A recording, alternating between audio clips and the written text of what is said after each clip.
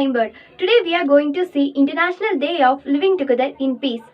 16th May International Day of Living Together in Peace is all about accepting difference and having the ability to listen, recognize, respect, as well as living in a peaceful and united way. The UN General Assembly in this resolution 72 per 130 8th December 2017 declared the May 16 is the International Day of Living Together in Peace as a means of regularly mobilizing the efforts of international community to promote tolerance, inclusion, understanding, and solidarity. The day aims to uphold the right to live and act together, united in difference and diversity, in the order to build a sustainable world of peace and solidarity and harmony. The following devastations of Second World War, the United Nations established to save succeeding generations from the courage and war, since wars being with the minds of men, that the defenses of peace must be constructed. The declaration emphasizes the principle that peace is not merely the absence of conflict but also